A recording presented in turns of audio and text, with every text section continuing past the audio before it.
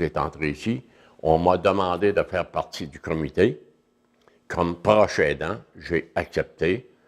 Puis je crois que c'est une des choses les plus belles que j'ai faites dans ma vie. Je suis très heureux sur ce comité-là parce que je m'occupe non pas seulement de mon épouse, je m'occupe aussi de d'autres personnes. Lorsqu'on va déménager là-bas, je vais continuer mon travail. Puis même si ma femme part, j'ai l'intention de continuer aussi longtemps que je serai capable.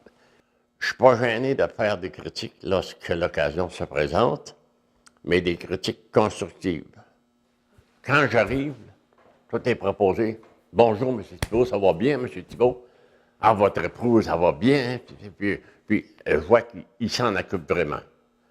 Puis, le matin, quand j'arrive, elle se lève assez tard, 10h, 10h30, parce qu'elle mange, puis elle dort.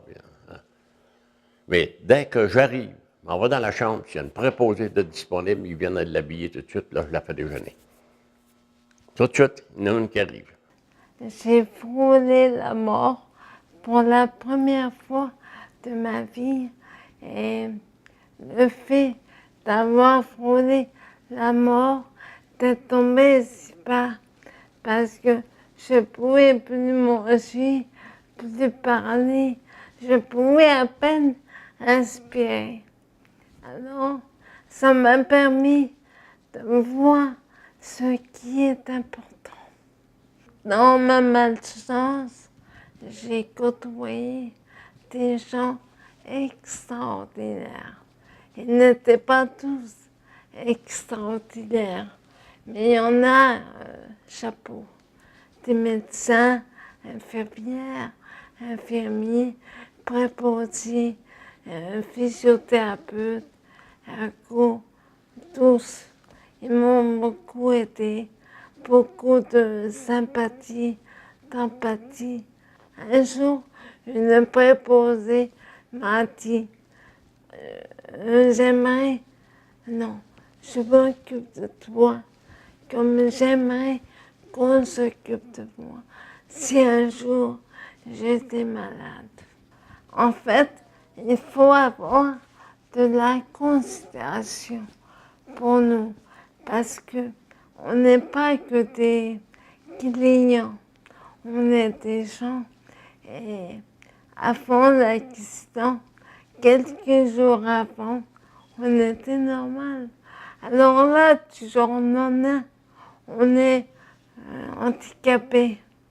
C'est dur. Il y en a qui ont du mal à accepter. Et les gens qui nous côtoient doivent nous aider médicalement, mais surtout psychologiquement. Ça, c'est important. Et c'est ce qui fait toute la différence.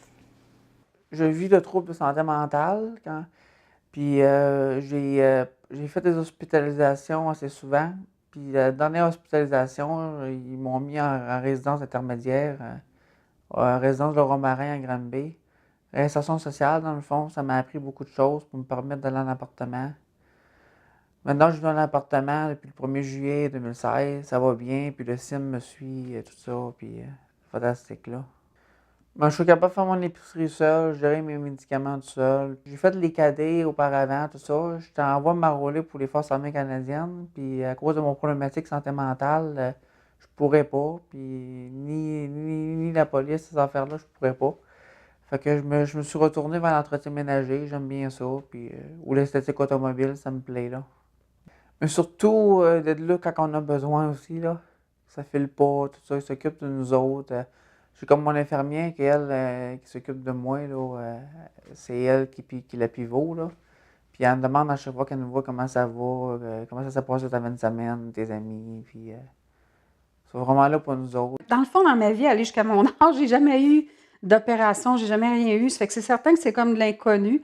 Ma première question, ça a été pourquoi s'ils m'ont tout enlevé au complet, j'ai plus rien, je suis obligée de faire de la chimio. Là, on m'a expliqué que c'était préventif, puis ils ont fait une étude à un moment donné sur ces 100 personnes, ceux qui avaient fait de la chimio et ceux qui ne l'ont pas fait, puis il y a 50 des gens qui passaient à travers de ceux qui l'avaient fait. Donc, on ne prend pas de chance, on l'a fait. Ce que je me rends compte, c'est qu'ils sont vraiment là pour nous écouter, mais il faut leur dire aussi nos besoins, puis il faut leur dire nos problèmes. Tout le personnel que j'ai rencontré jusqu'à maintenant, là, je les adore. Les infirmiers, infirmières, ils sont vraiment là pour nous, là. Mais il faut leur parler. C'est comme l'infirmière pivot que j'ai à faire, elle est merveilleuse aussi, parce que j'ai fait des allergies, en tout cas. Fait que là, tu l'appelles. Tu as des réponses. C'est ça, je pense qu'il ne faut pas retarder. Il faut vraiment s'informer. J'avais demandé au docteur avant qu'elle m'en parle, le docteur Corinne, je lui ai dit, je peux-tu voir ce que j'ai dans le ventre? Tu sais, j'ai quelque chose. Puis elle m'a dit, oui, on va prendre une photo, on va vous la montrer. Elle m'a dit, on ne vous la donne pas, j'ai pas de problème. Fait que je l'ai vue. Fait qu'il fallait qu'il décortique vraiment ça au complet pour voir. Fait que c'est pour ça que ça a pris un mois. C'est que les gens avec qui on fait affaire, qu'ils soient vraiment, oui, à l'écoute, oui, qui nous respectent, oui, qu'on n'a pas l'impression non plus de les déranger. C'est vraiment là, le côté aussi humain. Ça, c'est sûr qu'on le veut toujours, mais le respect là, qui est là, parce que des fois, tu te sens comme tout croche, mais tu ne veux pas non plus qu'ils te le montrent que tu es tout croche. C'est ça que j'aimerais dire aux gens de ne pas se gêner de demander de l'aide. Autant aux amis qu'aux conjoints, mais aussi, comme je disais, les fondations, la différence, c'est une belle fondation. J'étais tout près de 300 livres quand j'ai pris ma retraite. Fait que ça m'aidait pas. C'est sûr que mon travail antérieur, j'étais parti une semaine sur 2 dans un hôtel. T'as beau manger des salades à l'occasion, mais il vient un temps aussi que tu manges d'autres choses, puis j'ai pris du poids. Puis c'est sûr que quand il y a du stress dans un emploi aussi, fait que c'est sûr que quand j'ai pris ma retraite, ben là, je me suis dit, wow, faut que je fasse de quoi si je veux profiter de ma retraite. Et je peux dire qu'à date, oui, je profite de ma retraite beaucoup. Je pense que c'est justement la formation que j'ai eue avec le kinésiologue, M. Eppel, parce qu'à quelque part, oui, moi je pensais que le fait juste de marcher, c'était suffisant, mais je sais qu'à quelque part, il faut que je mette de l'intensité. Et c'est ça, pour moi, ça a été comme un peu une révélation. Je trouve ça dommage que, ça dure 10 semaines, puis qu'après ça, c'est bon. Oui, je sais qu'il y a quelques suivis, là, comme un mois après, tout ça, mais on va comme tomber là, après ça là, avec rien. Et je trouve ça dommage que ce programme-là ne soit pas à l'année, puis que les gens ne puissent pas embarquer dans ce genre de choses-là, mais de façon continue. J'utilise le programme CIP.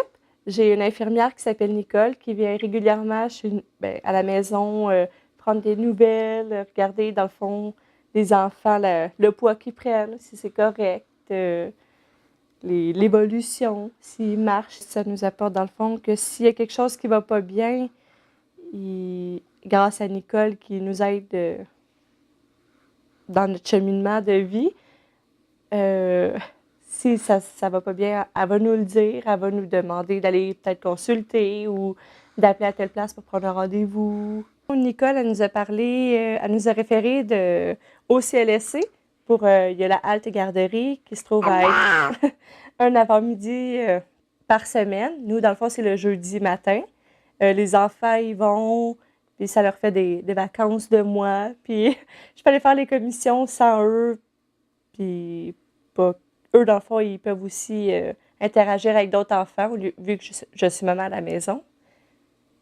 Sinon, il y a aussi la maison des familles à Granby, que mon plus vieux va un mercredi sur 2. Memphis, mon plus vieux, il a un petit retard de langage. Grâce à elle, ben, on a fait un suivi, puis il est suivi au CMR, qui se trouve à être une place qu'il y a une orthophoniste.